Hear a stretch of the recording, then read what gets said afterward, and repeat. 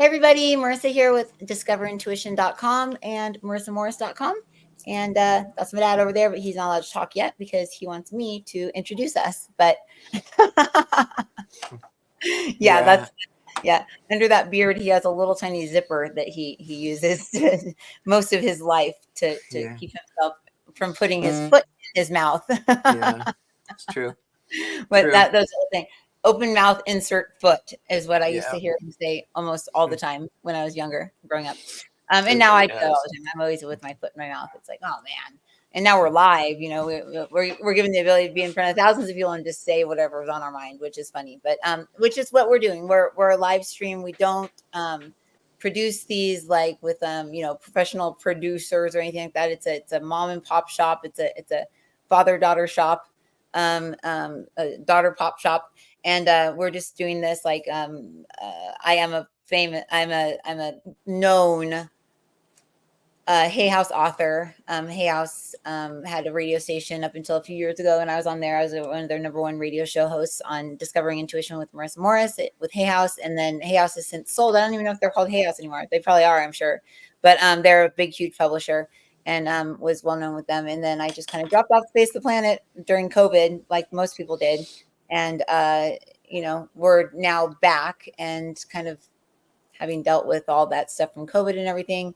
We're now just trying to rebuild and get our message out there to you guys because our mission, and I found this last night, Papa, Hmm.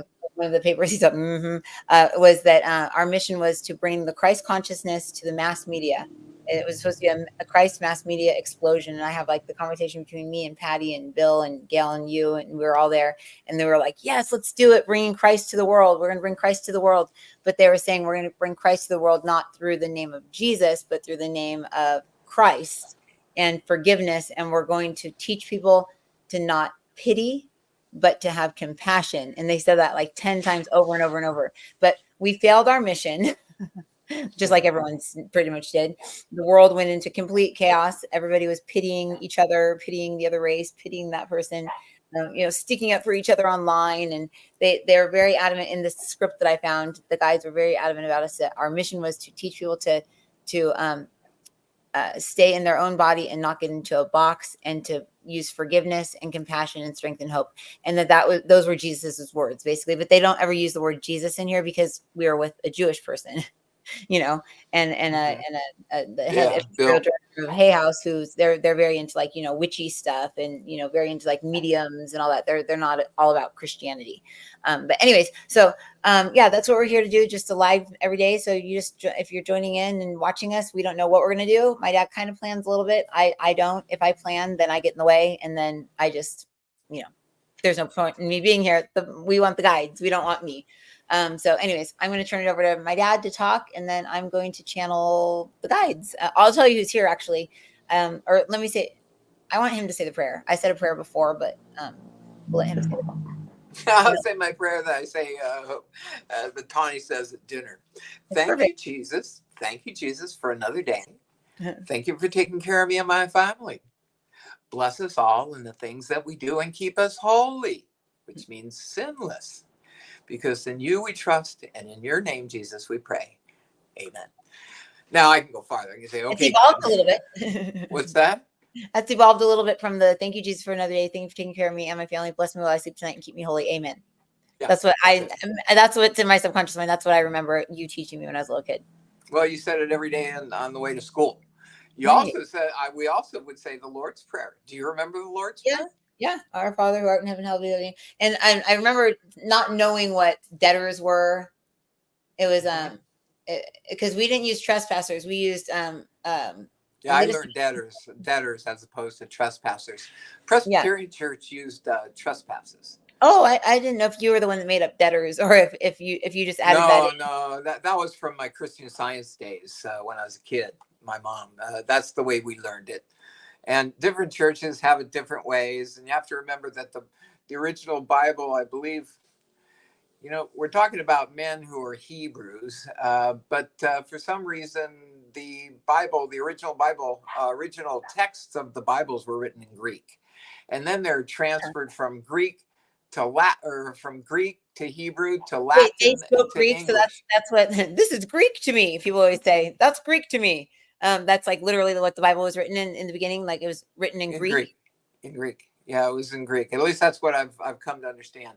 Uh, Written in Greek by Hebrews who were Arabs, who were Arabic, and then when it was translated over to Latin, it had to go through Hebrew and then to Latin and then to English. So So my every question, every word in the Bible can be interpreted a little bit differently from one language to the other. yeah, like 100% completely different. I mean, if you think about it, because the me and a friend of mine, I won't even mention her name, but a friend of mine, remember we used to love channeling about the Bible, and Mm-hmm. we had looked up the word hovered over the face of the deep. God hovered over Mm-hmm. the face of the deep. Yeah. And when we looked it up in, I guess it was Greek, or I think that she would look it up in, what would she look it up in? We were looking up trying to figure out how the heck they came up with the name Jesus Yeah, Hebrew. Yeah, from Hebrew. Yeshua.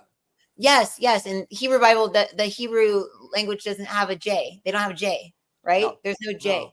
Yeah, no. so how we named him Jesus in the first place is just beyond me. I don't understand. But No, they pointed it out somewhere in Latin. By the time it got to Latin, it was almost the word Jesus, and so they made it Jesus. almost. It's not his name. That's why Peter always says that's not his name. I know that's not his name. That's not his name. And Peter He was Yeshua. He was Yeshua. He's the Christ. Peter says we didn't call him the Father in heaven either. We called it the Almighty Lord, or the Almighty. The Almighty is what he's saying. The Almighty, um, the Almighty. That's what he's calling it. The Almighty, the Almighty. I said the on high. He goes, no, the on high is a little bit lower. He says the Almighty is what we called it. He says look that up in in Hebrew, because we would look up the words in Hebrew, not in Greek. And Oh no, I lost Marissa. Well, I know I can't go off live because I'm in through her. So I don't know what happened. Something got unplugged. You know what? While Marissa's trying to figure out what happened, I think we're still live. Yep, we're still live. Thank you, folks. Hang in here. What we were going to talk about today was Jesus. Jesus is going to explain something. Let me back up for a second. Remember, for some of you who are just getting started in this, and you're going, "Who's that old guy up there?" I'm a Christian. I became a Christian after being reborn in 1998, which was on Marissa's 21st birthday. We got baptized together, and then lots of things happened. Lots of things happened. Marissa had a near-death experience that gave her the ability to channel, and now she channels the other side, not as a psychic or a card reader or anything like that, telling you what the future is. What she gets to do is she gets to talk to the other side. She talks to Jesus, talks to God. God comes in various different names. He's too powerful. Yeah, he can't. His presence is just too powerful, and so he comes in through surrogates like Samuel or sometimes Abraham. And so Marissa will say, "Well, here's what Abraham has to say," or "Here's what Peter." And Peter's always going to. We love Peter. We love having Peter in. Peter is the apostle Peter, formerly Simon. But the thing is we started all this stuff out because I was a straight Christian, and now Marissa's not she wasn't a Christian at the time, although we tried to bring her up that way. But after that experience that she had, she's eventually, over a few years, ended up having the ability to channel. And we took that to our churches and talked to our pastors what to do about it. And basically they said, stop it. Don't do that. Don't do that. You're not allowed to talk to Jesus. And we go, wait. What do you mean? We're not allowed to talk to Jesus? No, you can talk to Jesus, but you're not allowed to hear him back. And I said, okay, yeah, right. Okay. And one of the pastors said, I hear Jesus every day. And I said, can you please write it down? Write it down. The next time you hear him, write it down. So anyway, the bottom line is when we started doing this, we ended up starting to do a book, and Jesus came into a session and said, you guys are going to write lots of books. We had never written a book. And that we were going to spread Jesus's words, going to spread the popularity of Jesus, as if we are going to be able to overcome the organizations like Billy Graham and all these other stuff. So we're not that way. We don't have a church that we have. We go to our own churches. Um, but we have a different kind of understanding of who God is now. And then, of course, you can go back last year and look at all the shows we did, and they were on the life of Jesus, and from the Arancha book, every month of his life. Uh, my dogs, my dogs are like on a taped loop. They won't shut up. I got to close this window. Oh, my crazy dog. I think some people came in and rented the house next to ours, next door, and so they're having a good time letting those people know that they're there.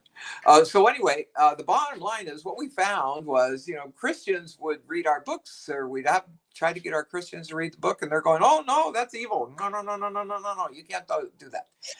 And then we go to the spiritualists and who are into all of this, and they go, "Oh no, no, no, no, no! That's religious. That's religious. That's Jesus. You can't do that." So we figured, you know what? We're going to try to bridge the gap between spirituality and Christianity, and people still get mad at us. And we've been doing this for 12 years. But the one word that always comes up is you are curious. You got to be curious to be sitting there listening to this and be able to listen to Marisa when she channels, because she comes in with 21st century advice from, we hope it's Jesus. We say these prayers. We put ourselves in a snow globe to protect ourselves. We ask that all cords be detached from us that might be negative in nature, and also for the Holy Spirit to clean out our vision, get rid of all the little flakes that are all of our evils and sins, so that we can see clearly instead of seeing through our own sins only to project onto others. So the people who are watching this are curious. And so we asked Jesus about that, and he actually, this is the opening to our book entitled "Conversations with Jesus." So I'm going to go ahead and read this. I can hear Marisa back there; she's just not coming on. So, can you hear me, Marisa? Oh, you can hear me? Okay, yeah. I'm trying to get this camera to work. It's just like not working. So I'm like, okay, I guess I'll just switch computers. My computer, when the housekeepers were cleaning, they dislodged the charger back there, so it wasn't charging. So my computer just died, but for some reason my camera won't turn on. So I'm gonna log. I can hear you, but I'm gonna log out and log back in, and then hopefully it'll repopulate my camera.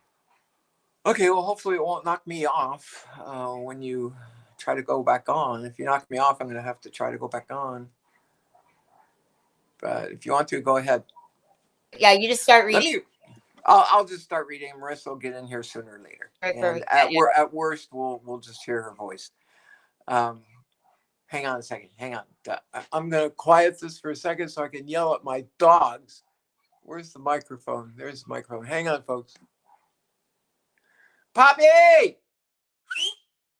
Star, We Poppy. can still hear you. We can still hear you. Oh no! I'm sorry. I'm sorry.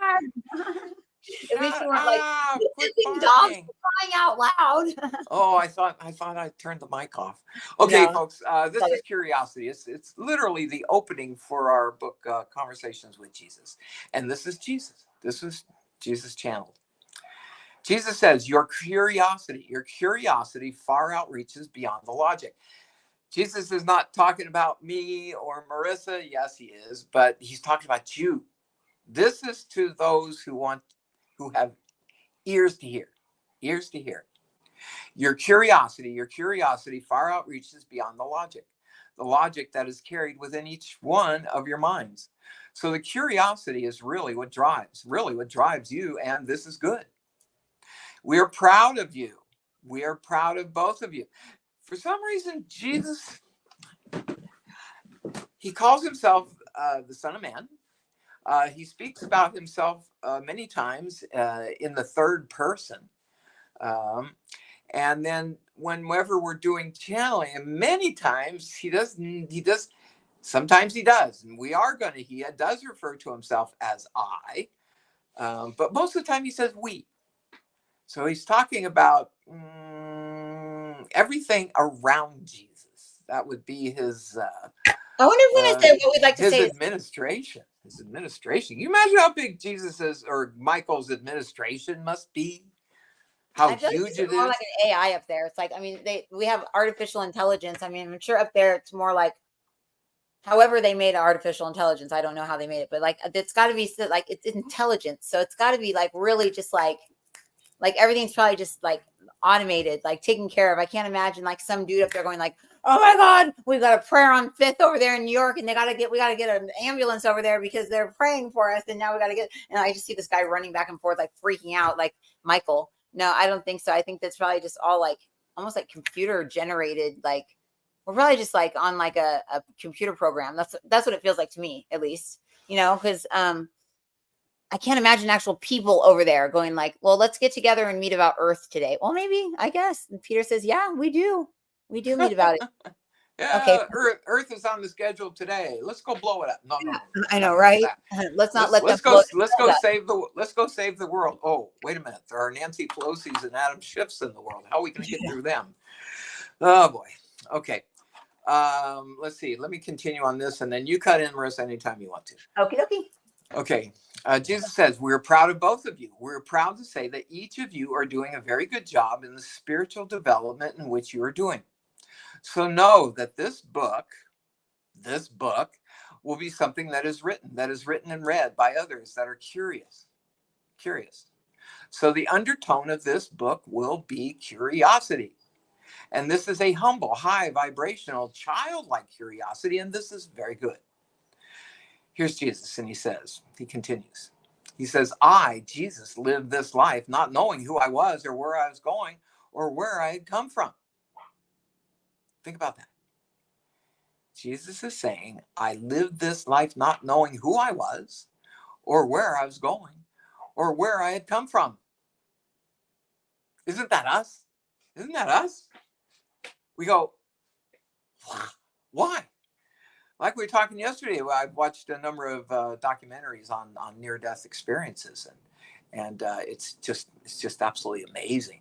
I mean, it's just absolutely amazing. People that pass away and go to the other side, and then they just fight and fight. They don't want to come back over here because this is a movie. This is a movie. We're little bits in a movie, and our souls, who are really us, are up there kind of guiding us through this game. And so it's crazy. So, and Jesus says, and I was told exactly where I came from and where I was going, but I still did not believe, for I was a man. Makes sense. His mom had been told by Gabriel, of all things, exactly who he was. And if you read the Ransom book, didn't they didn't actually tell Jesus of Gabriel's visit until he was literally 13 years old. But by then he already knew, because he says in the Rancho book, when he was about 8 or 9 or 10 or whatever, he would lie in his bed and act like he was asleep, and he would listen to his mom and dad talk. And so he had some idea who he was, but he couldn't understand. I mean, as a young man, he was a teenager, just getting into adolescence. So anyway, and I was told exactly where I came from and where I was going, but I still did not believe, for I was a man. And just as each person is told on this planet, quote, you are here for great things. You are here. You are God. You are a creator. You're a co-creator of God, and you can create whatever you would like. Well, yeah, I guess there's some truth to that. Don't we create our lives? Don't we choose this job over this job? Don't we choose this recreation over this recreation? We choose this woman over this woman. We create our lives. And he says, you're a co-creator of God, and you can create whatever you would like. But does anybody know what they want to create? That's Jesus. Gosh, no. They don't even know, because they don't even know why they're here. We don't even know why we're here. Most of us in the world don't care. They don't care. They just want to make some money. They want all the happiness and all the thrills of life and blah, blah, blah, blah, blah, blah. just so that they can store up lots of stuff so that thieves can come and take it away. And that's kind of happening in the United States right now. All these migrants are attacking not just the downtown areas, they're now going and they're driving into high elite areas in various cities, and they're just invading all these higher priced homes and just ripping everybody off. I mean, what's going on in the United States is insane. But I'm not going to go there. So let's continue with what Jesus says. He says, so if they were to understand the inner workings of the way the things are structured, if they were to understand the inner workings of their soul, both inside, and know how they can create a life of their dreams, this is something we would like to bring through. But know and understand that I, Jesus, brought ministry to a world of darkness. The two of you bring ministry to a world of darkness. And I would love to be a part of bringing this ministry. I'm going to yell at my dogs. Hang on. In fact, I'm going to get out of my chair. Marissa, can you come back in? Marissa? Marissa. Oh, I told people go quiet my dogs down. I guess we lost Marissa. Darn. Anyway, and here's what Jesus said. And I would love to be a part of bringing this ministry, of bringing this happiness, of bringing this joy, of bringing this faith, and bringing laughter to the world. Yes, laughter. Jesus wants to bring laughter to the world. And here are goofball woke people throughout the world go, oh no, we can't laugh because if you're telling a joke, you're discriminating against somebody. So no jokes, no laughter, no blah blah blah blah blah. Jesus was all about being happy. And they used to tell jokes too. I mean, give it a break. If you can't, just suck it up, man. Suck it up. For crying out loud, listen to a joke and laugh with it, not against it. He says, we will bring the joy and the peace and the reverence to a world that feels as if it has no hope. For we can bring examples. We can bring parables into the people's lives so that they may truly understand why they do the things they do, why they feel the things that they feel. Bringing about the examples, bringing about, as they say, parables to explain to people who they are, why they're here, where they're going, where their loved ones are, where they're going in their life, are different ways they can learn to live a life in an honest fashion, but also live with the love of God within their heart. Understanding and knowing that love is unconditional. Love is light. Light is ever withstanding to that which is darkness. I mean, once again, from these near-death experience things, they make it clear that this earth is a creation of heaven. They've tried to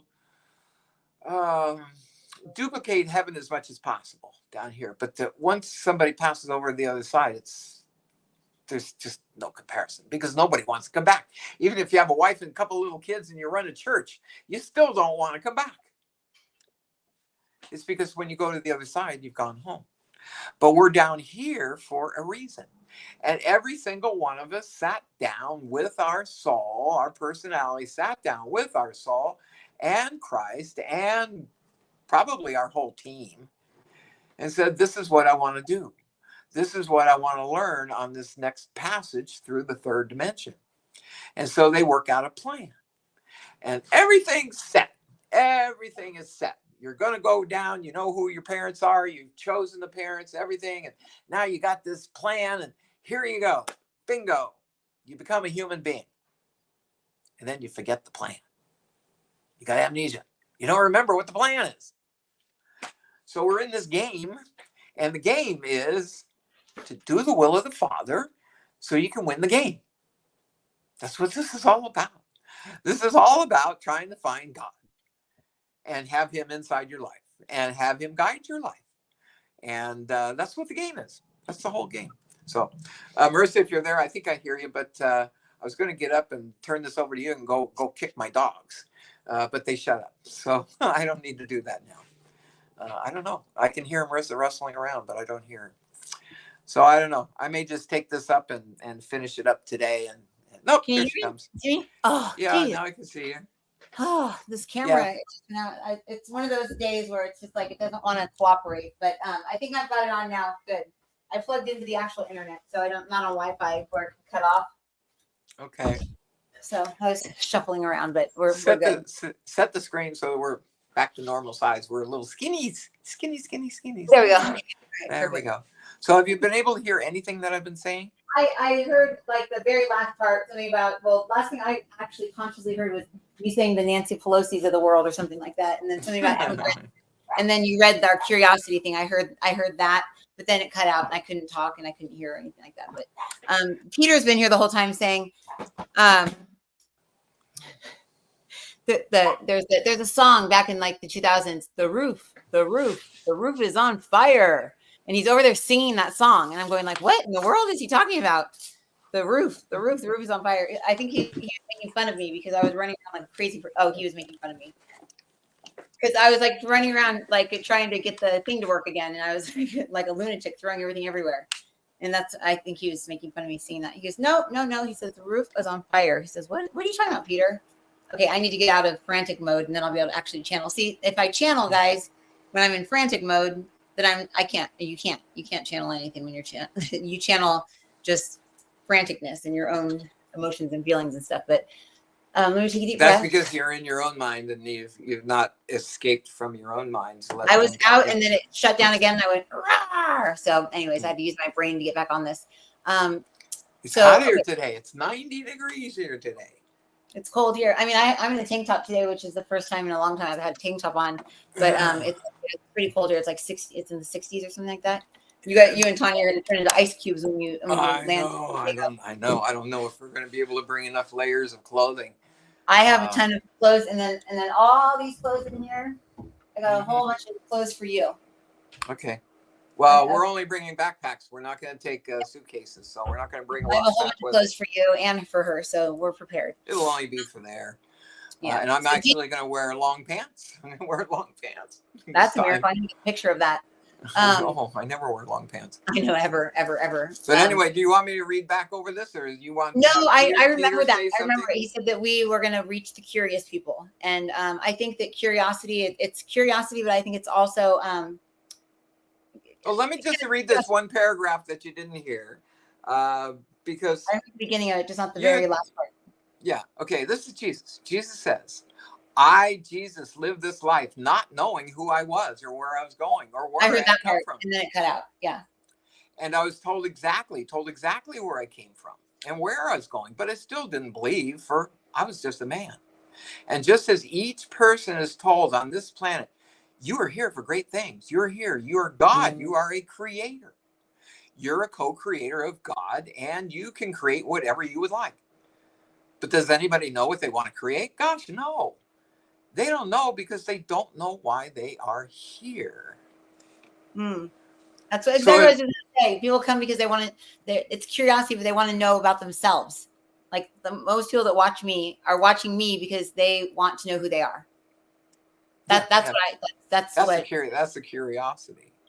Yeah, it's not so much curiosity about like, where's heaven, and I mean there's the select, students, like my favorite people that can just sit there and draw charts with me all day long and all night long, and we can draw little stick figures and charts and document all the universes and the dimensions, and it will make no sense, and after we're done we'll be like, wow, we learned so much, and they'll be like, what did we do? Like we've got a foot and a leg and a consciousness and an ear, and like it made so much sense when we were drawing it, but now it makes no sense. So I've got my like 30 people that like my diehard people that watch these and come for that. But mostly I'd say the thing that people ask me the most is, what are my gifts and why am I here?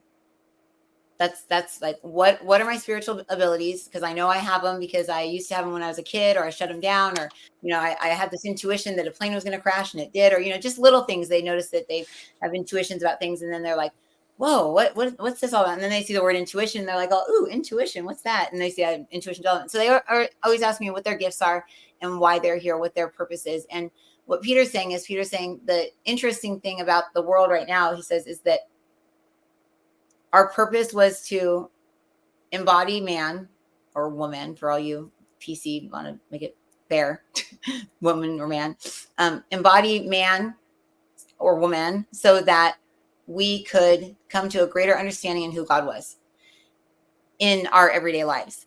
And rather than just watching from above or, learning through the movie, we entered into a already pre-written scripted movie, and we're playing these characters that are in this movie. So he's saying the way that you can look at it like this is, he says, look at your favorite movie. He says, and imagine that favorite movie. He says, imagine being able to go live in the favorite movie. You're going to know everything that's going to happen in that movie once you're in it, because you're going to go, oh yeah, this is the part where I'm the lion, and I'm going to get my heart or my courage or, you know, whatever, for the Somewhere Over the Rainbow, that Dorothy movie, whatever, what's it called, Wizard of Oz.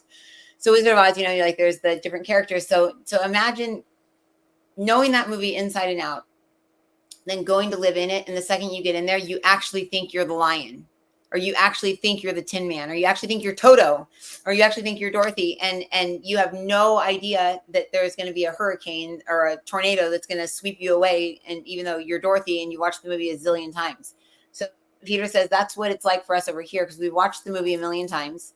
It's the same movie over and over and over. It continues to be the same movie. It never changes, he says. It's a 6,200 year movie, and it'll never change, and it continues to be played over and over and over by souls who go to live inside of the movie. He says the souls are actually inside the movie. He said the souls are in the movie. The souls are the ones that are learning and growing and expanding and all this. He says Then once who's got the controls then? I the thought higher selves, the higher self, which high is self. the higher self of the soul, because Yeah. we become our soul. So if there's a higher level, okay, I can understand that. He's calling it the creator soul. And Hay House, they changed my book. They changed it from, I used the word in my book source, and they changed that to higher self. No, I'm sorry. They changed the word higher self to the word source in my book. And they changed the word creator soul to creator self. And that's a huge difference. I mean, the difference between a self and a soul is huge. I mean, the soul is like a water being, like just like it's like this amoeba thing, and then a self is just a thought. It's just a personality. It's like a what we are. It's a definition of us. So taking us into our creator selves in my book kind of minimizes it, just like they told the girl the other day, you know, by calling God the Father, the Mother, and the Son, you're minimizing me. You're taking away my divinity. You know, if you're talking to God, don't talk to don't picture a virgin in your head, a Virgin Mary. You know, don't picture that as God, because then you're just minimizing God down to a mere woman. And so anyways, that's what we kind of did with my book so it's a creator soul. So he says, ask to feel where your creator soul is around you. He says, and you will always feel it. You will always feel it. He says, you will not always feel your soul, because your soul is your path and you're not always on it. He says, this is Jesus. He says, bring your feet to the ground that you sit upon. And he says, ask to feel your feet on the ground. Just ask to actually feel them. Put your hands on your knees. Just sit silently and ask to feel your feet up against the earth that you stand on. And then ask to feel around you where your creator's soul is, and you'll actually feel a presence around you. There are people that have no abilities, no gifts, nothing. Everyone can feel the presence of something, because we all felt the presence of a parent, a mother, something when we were children. We know when there's a presence of something around us. So your creator's soul, the one that has the remote, ask to feel in relation to where you are, where your creator soul is, and you'll feel its presence around you right now. And we'll hold that space for you guys to feel that now that are watching this. Just feel where your creator soul is. And then ask to be shown where your soul is. And you may see it. We'll set it up to where it can only be about 20 feet away. If it's 20 feet away, it's pretty far away. If it's real close, like a foot away, maybe it's a few miles away or something. It's not about distance. It's about in relation to. So if it's 20 feet away from you, that means your soul is probably on another planet doing another thing. Your consciousness is basically not attached to your soul's plan. So you must call it back, and you must ask to go home. So take me home. Oh, how cute, Peter. There's no place like home. There's no place like home. There's no place like home. That's Wizard of Oz. My brain could have never looped those two together. Well, go ahead. Jesus says, there's no place like home. There's no place like home. There's no place like home. Say it 3 times. It says, and keep your feet together, and just imagine now, like your soul will be like a path. It's like a pathway. So just kind of imagine the yellow brick road. The yellow brick road. It's the yellow brick road in front of you. Imagine that, and Christ is actually golden. So it's the Christed trail, the golden brick road ahead of you. Just kind of imagine the yellow brick road ahead of you, and just try to imagine that you are on that every day. If you can't imagine that you're standing on that, then you're not on your soul's path. You're not in your plan. You're making decisions based on fear. You're threatening yourself. You're saying, oh, if I don't do this, then I'm not going to do this. If I don't get this done, then I'm not going to do that. Well, maybe you didn't want to get that done and you had to do that. And that was part of your path. So anything based on fear is going to be something that's going to take you off your path. And if you're off your path, you don't have life force energy, and your creator soul can only steer you when you are on your path, and that's it. They can't communicate with you on your path. No, go ahead. That's crazy. Wait. Our creator's soul has no control over us if we're not on our path. So how the heck are we supposed to get back to our path if our Peter goes, the soul we have to turn our will over to God. Yeah, exactly. That's like just turning on the electricity. Yeah. Just turn our will I over. also had a question for Peter when you're done. Yeah. Go ahead. Yesterday we were talking about a lady who had a near-death experience, and she was an atheist. She's no longer an atheist. She definitely believes in God now. But she came back to life after she got hit by a car and ended up actually underneath the car, literally shattered every vertebrae in her spine. Oh my gosh. Of course, never expected to be able to use arms, legs, walk, talk, or anything.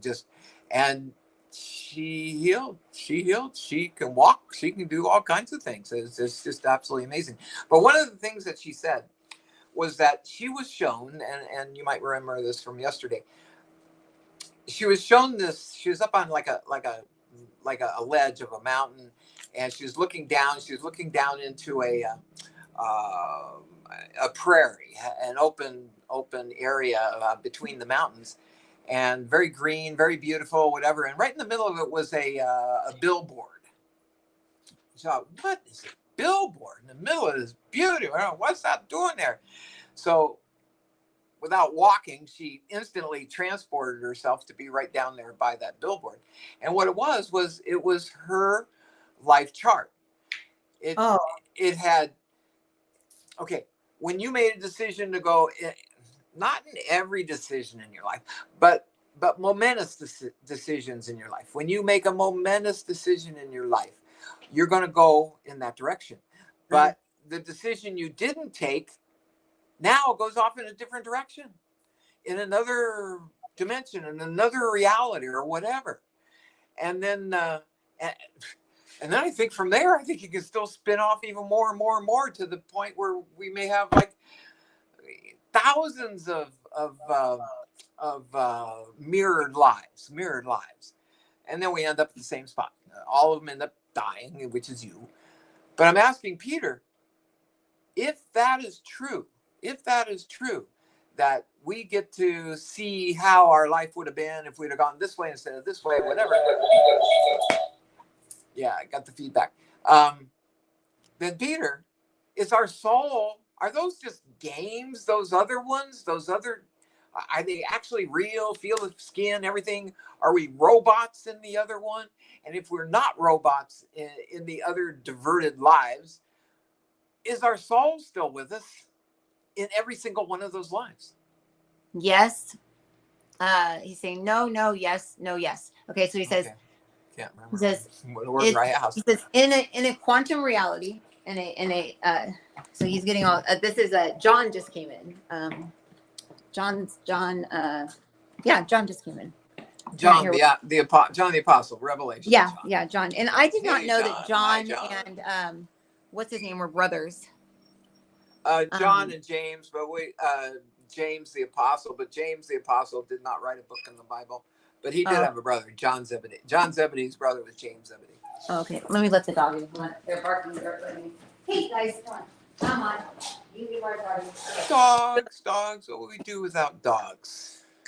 Dogs. Everybody should have a dog. Oh my gosh, Sophie's wet. She's soaking wet. She went in the pool. She's crazy. Okay, so John says, he says, this is how it works. He says, look at it like this. He says, the soul can't be looked at as something that is material, something that is tangible or touchable. The soul can't be looked at as something that can be tasted or smelled or anything of the sort. The soul needs to be looked at as fluid. is like water, like something that just like flows through. And then the self has to be looked at as something that's not fluid or not solid either. You're also fluid. So look at it like this. He says, a river. He says, if you're in one place in a river, he says, and you're a droplet of water, you're still that river. So that droplet of water is experiencing the entire river as that body of water, even though it's down there, down the stream. So just because it's down the stream, it doesn't mean that it's not experiencing what all the other droplets are experiencing upstream. So if you look at the soul as something like this, where it's flowing through all these lives, it's experiencing all the lives all at the exact same time. Everything is being experienced all at once.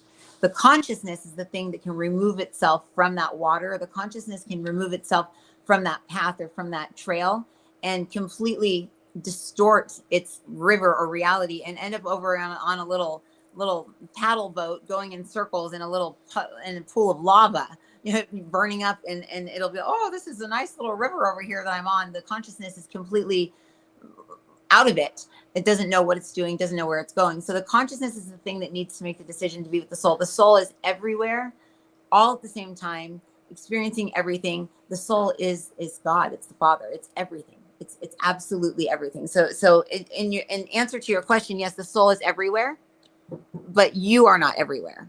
So it's when you are not, you as consciousness are not in those other lives. Obviously, you're not going to be experiencing those lives, but the soul is. Does that make sense? Yeah, it's almost as if it's a non-reality. That the reality is the one that that is the here and the now, obviously. Yeah, But yeah. I think What we're if we feeling and went what we're off to one of experiencing is these reality. if we went off What to one of, no, go ahead. Go ahead. he says, what we experience in our realities, what we experience and what we feel is reality. Just look at that as reality. Look at the other things as alternate realities. So an alternate reality is going to bring you this could happen or that could happen, but the consciousness will only experience it once it's died. So once you've left and you've gone to the other side, you can go and you can go, oh, well, what would happen if I did this? Or what would happen if I did that? Mm-hmm. And you'll get to experience the emotions behind it. You'll get to experience everything. So while you as consciousness are living this way, the second you make a decision to go off your path, mm-hmm. a piece of you stays on your path. So there's a piece of you that has stayed on its path the entire time. So by the time you die, there's likely a piece of you that's been on the path the entire time, and you're over here in left field. So then you go and you go, oh, I should have done this one. I should have gone that way. So it's kind of like going through and looking at the maze after you've made your way through the maze and go, oh, geez, gosh, that door, that was a trap door. We should have gone through that. That would have got us through. So you get to go and kind of see the legend, the like see what you should have done and where you should have gone. And then you just go back and you do it all over again. And then you forget again. Just as we have said in the golf course example, we give you the caddy, we give you the clubs, and then you go, okay, this next time I'm not going to hit it in the pond. I'm not going to hit it in the pond this time. And you go down and you get down there and then you go right in the pond. And then the next lifetime, you go, okay, next time I'm not going to hit it in that pond. I'm not going to do it. I'm not going to do it. I'm going to bring a caddy with me. I'm going to bring an extra club. I'm going to have my 9-iron, and I'm going to like. We have two of those golf course parables that come. We have 3, but 2 of them come from John. So he knows what he's talking about. John, yeah, that's a John talking right now. So John says, yeah, he's talking about golf. You pitch it with your a 9-iron or something like that. Pitch it and he said and flop right there in the water, and then you decide you're going to drive it past it, and he says nope, and he says, I love golf, Joe. John just said, wait, yeah, John, did you live more recently to play golf? He says, I played golf through your father every single day. Wow. Oh, he was with you every day. John's your guide. Oh my gosh. Yeah, he says he misses it. Then I apologize for being such a lousy golfer. You're not lousy golfer. You just don't golf. But he says that he actually did say that, remember the last time you golfed was with Bill that one time, remember? Bill, yeah. Now that Bill's gone, that weird little, there was almost kind of like a little thing that was created there. That's weird. A little block to golf. You probably will be in the mood to golf then more now. But anyways, golf was my passion. And then all of a sudden, after you got the contract to write your book, I went and golfed with Bill and didn't pick my clubs up again. I'd been just fanatic about it. And I've only played twice. I've only played twice since April of 2016. Wow. 2016, that's 8 years. I used to play every day. We used to have every to go day, after school either and watch late at you night or drive. early in the morning. Yeah, always golf. Josh You'd was in always golf be every day. stopping to hit the And ball. then just like that, I stopped. I just stopped. Almost like quitting smoking cigarettes. You know, you just Yeah. stop. You go, okay, I'm not going to do this anymore. You And shifted into a different you. That's well, interesting. I had Tawny, and I had to be careful with my money. I couldn't be spending it on golf all the time when I now had another mouth to feed. Yeah. And so that was the big part. Plus, you know, there's no golf courses here. If well, there are, but if you There's a play lot on of them, they cost like $1,000 to play 18 holes. You know, that's not going to happen because it's all thousand road. dollars down there to play 18 holes of golf. Yeah, yeah, it's very, very, very, very, very expensive. Yikes. Rich people visit down here and they play golf.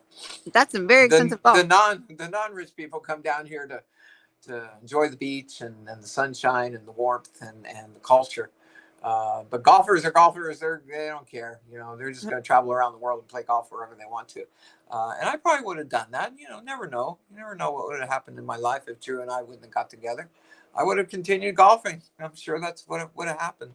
And hopefully not met another woman. What's funny is Bill was such a the guides came in and reminded me that, you know, because Bill was the one that said treat every child like your own, and after that you're like, oh, I'm gonna take care of this little girl. Like Bill was a contributor to you kind of taking Tawny seriously and doing that and everything, and he stopped your golf, and now he's on the other side. I saw Bill last night, by the way, first Tell time. people who Bill is. Bill is my my literary agent.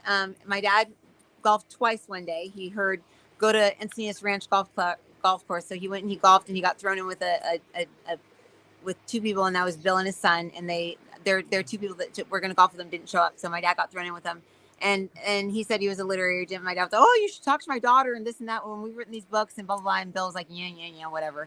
And so Bill ended up humoring me and talking to me on the phone, and I guess I wowed him because I was kind of a smart ass, and he was like, oh, we're going over to channel Steve Wynn tonight, or the guy, not Steve Wynn, who's the guy that the guy that owns Apple. Huh? Steve Jobs. Yeah, Steve Jobs. I was like, oh, really? Steve Jobs? Are you going to channel his higher self? Are you going to channel his spirit? Are you going to channel his inner child? Like, what are you going to channel? Who's this channel? Like, I was all competitive mode. With every other channel, I was like going to beat every channel. I was still in very competitive mode at that point in my life. And he was like, wow, I like this girl. And so he invited me out to dinner. And so he ended up getting me a contract with Hay House. And his wife is amazing. Gail, I love her, like family. I miss her. Hopefully I'll get to see her when I'm out there.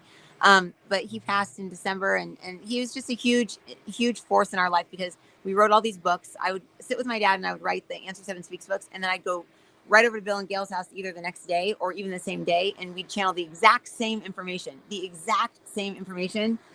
but through Saint Germain and our higher selves and Source and the Tao and Carolyn, some of his author friends that had passed, would come in and he introduced me to so many different like famous people. I got to do a healing on like Neil Donald Walsh, and I got to introduce it to Eckhart Tolle. I mean, I just met so many people that were like my spiritual book like author heroes. He was an amazing man, Bill was. And he just got very sick in the end, and I think a lot of people got sick. And the day after he passed, I kept hearing page 86, page 86, page 86. And so one day I was just sitting here and I was like, page 86. So I reached down, I grabbed a Skeptic's Guide to Heaven that me and Bill wrote. And page 86, it said, Bill, it said, I can just say this, and I'll say this with authority, that if my body ever gets to the point where I can't play golf and I can't play tennis and I can't play with my grandson and I can't take my evening walk on the beach, I don't want to be here. That's so the soul believed them and took him home. Yeah, exactly. Because he was so young, but he was bedridden and stuff like that. He was 1 month younger than me. Yeah, he was born in December of 49. I was born in November of 49. Yeah, and his wife was, I think, she was a rat, so she was like born like a month earlier than that. So like she was right on the border of rat and ox. So he was just he was like, Pablo was my number one fan first, and then Bill was also my number one fan. So they were like my number one fans at the same time. And so they helped me get out there into the world and gave me the confidence to continue doing what I was doing and not just be like, oh, I'm some crazy person. But it was cool. It put some validity behind like what we're doing here by having like somebody that could represent you and introduce you to all these like minds that have changed the world, and they actually look at you and go, oh yeah, you're a channel, okay, cool, yeah, and it's just cool. But Bill showed up last night and he had this thing in his hand, and it looked like Oh my gosh, I need to tell Michelle that's what it was. Michelle's like, why are you throwing your ovaries around? I was like, what? She just did a healing on me. It was this golden ball. It's a golden ball and another golden ball, and it's stuck together with a string. And that's what he had in his hand. I want to ask Jesus, what in the heck is Bill holding? Because Scott saw him with that in his hand last time he was here, but I didn't see Bill. And he said, and we figured it was like, we didn't know what it was. But it's something, it's gold, and it's a ball, and it's got a string. It looks like a yo-yo almost. And he's holding that in his hand.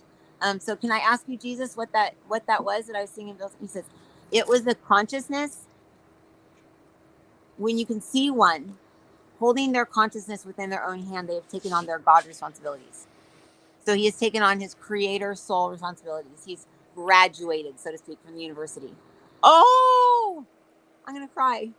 Oh, Bill graduated already? Yeah.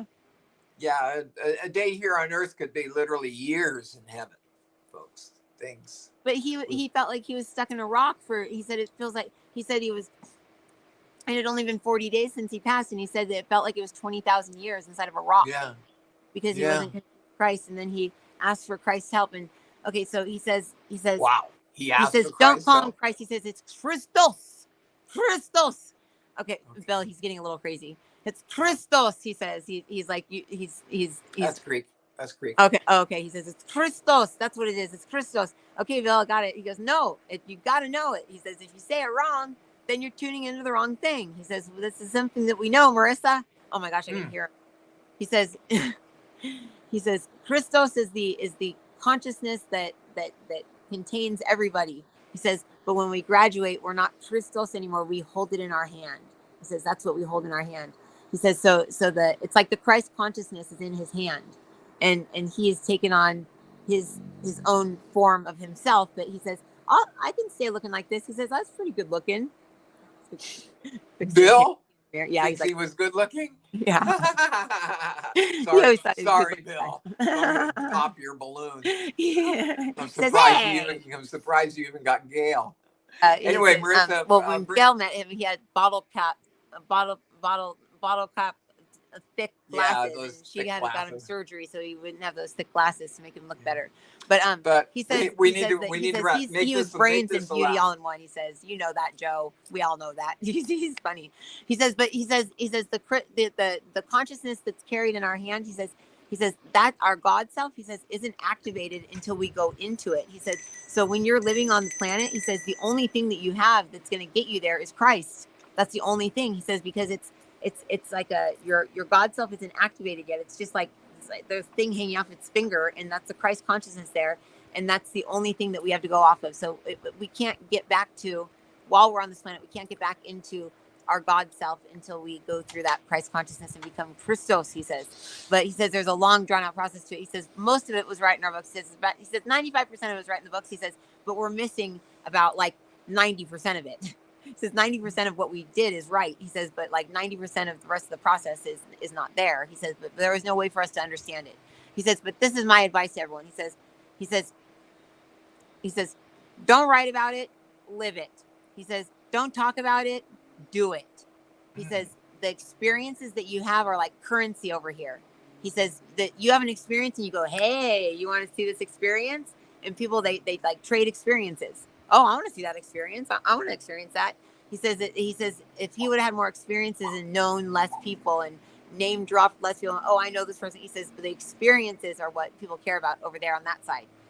He says he's on the side where they get to stay here and watch over the ones that they love, but they get to be their God self, and he gets to navigate and be the one that holds the remote control.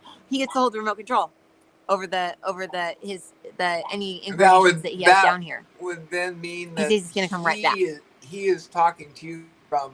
He's going to come right back. Higher than the fourth or the fifth. He must like it down here. But we got to go. Rest, we got to go. We're done. So we can pick him up. I don't hear you. Oh, okay. I can't hear you. I don't know why. I'm here. I think you turned me off when you made us bigger. But anyway, we got to go. Marissa, we got to go. Ah, boy. Okay, folks, another one of those days of typical problems with phones and computers I and know it's everything else. it's when spirit. It's always when spirit comes in. That's just what But we got to happens. go, Marissa. We got to go. We're Okay. over time All right. already, and All right. Well, we'll you're gonna talk have to you to again tomorrow. edit this. Yeah. So, what time are you going to Carlsbad tomorrow? I'm gonna drop the kids off at school and I'm gonna drive straight out there. So I should be in the car when the show's going. So I'll just log in and set the camera there and just talk, or I'll pull over Oh, for a break or something like that. Because I'm gonna maybe I'll leave it. just go on. Should I just go on Answers Heaven Speaks? Yeah. Do that and then invite me on. Okay, let's do that. Okay, bye everybody. We'll Okay. see you hopefully sometime tomorrow. Marissa's gonna be Yes, and traveling, I and will then be I'll be in traveling on California. Friday. I'm so excited to go home, and I'm so There you excited. go. Yeah. Anyways.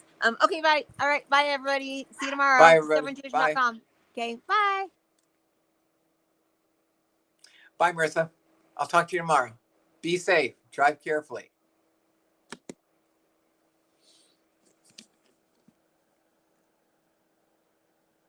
Oh no, it's still alive. Marissa, you gotta stop. Marissa, it's still alive. Oh, you're in the show. Everybody can see and hear you. Marissa, you gotta turn it off. You gotta turn it off. Bye, everybody.